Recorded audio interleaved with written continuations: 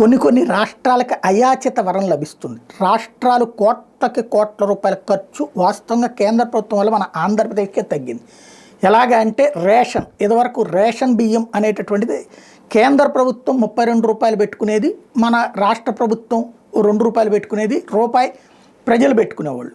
ఇప్పుడు కంప్లీట్ ఉచితం బియ్యం కేంద్రమే ఇస్తోంది. అంటే రాష్ట్ర ప్రభుత్వానికి 5 పైసలు డబ్బులు లేదు. కంప్లీట్గా ఆ డబ్బులు దాదాపుగా 100 కోట్ల రూపాయలు మిగిలిపోయింది. ఇది నెంబర్ 1. అదే సందర్భంలో ఆయుష్మాన్ భారత్, ఇప్పుడు ఆరోగ్యశ్రీ అనే పథకం ఎప్పుడో రాజశేఖర హయాంలో ప్రారంభించి ఆ తర్వాత ఎన్టీఆర్ సేవని, తర్వాత మళ్ళీ వైఎస్ఆర్ ఆరోగ్యశ్రీ అని ఇట్లా పేర్లు మార్చుకుని ఉన్నటువంటి ఆరోగ్యశ్రీ తరహాలో కేంద్రమే డబ్బులు ఇస్తోంది. దాదాపుగా రాష్ట్రంలో లక్షలాది మంది ఆ పేరుతో వినియోగించుకున్నారు. అంటే ఆరోగ్యశ్రీ అని చెప్పి చేర్చుకున్న అది ఆయుష్మాన్ భారత్ నుంచినే డబ్బులు వస్తున్నాయి.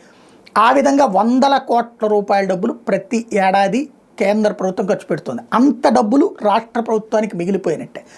ఈ రెండింటికి తోడు ఇప్పుడు మినరల్స్కి సంబంధించిన, అంటే రైతులకు వేస్తున్న డబ్బులు కేంద్ర ప్రభుత్వం నేరుగా 10,000, అది ఒక ఎత్తు అయితే మినరల్స్కి సంబంధించినటువంటి దాంట్లో ఇప్పటిదాకా రాష్ట్ర ప్రభుత్వాలు ఎక్కడన్నా తవ్వించాలంటే ప్రైవేటోడికి అప్పచెప్పి వాడు ఈ ప్రాంతంలో గనుందని చెప్పేసి నేను తవ్వుతానని చెప్పేసి ముందు ఒక మినిమం ఫీజు కట్టి అక్కడ తవ్వకాలు చేసి గనుందని కన్ఫర్మ్ చేశాక అప్పుడు వాళ్ళకి లీజుకి ఇచ్చేటటువంటి ప్రాతిపదికను మళ్ళీ అప్పుడు ఓపెన్ టెండర్లు పిలిచేటటువంటి చాలా విచిత్రమైన సమస్య. ఇప్పుడు కేంద్ర ప్రభుత్వం ఏం చేస్తుంది, దేశవ్యాప్తంగా దాదాపు 34,000 కోట్ల రూపాయలు ఖర్చు పెట్టి మినరల్స్ తవ్వకాలు ఏ ఏ ప్రాంతాల్లో ఉంటాయి అన్నటువంటి అనుమానం ఉన్న చోటల్లా తవ్విస్తుంది. ఇది అంటే ప్రైవేట్ వాళ్ళకి ఖర్చు తగ్గింది, రాష్ట్ర ప్రభుత్వానికి ఖర్చు తగ్గింది. నెక్స్ట్ ఇంకోటి ఏంటంటే ఆ మినరల్స్ని ఎవరు ఇచ్చుకుంటారు, రాష్ట్ర ప్రభుత్వాలదే అధికారం. రాష్ట్ర ప్రభుత్వాలు ప్రైవేట్ వాళ్ళకి ఇచ్చుకుంటారు. కోట్ల రూపాయలు ప్రైవేట్ వాడికి ఆదాయం, రాష్ట్ర ప్రభుత్వానికి ఆదాయం.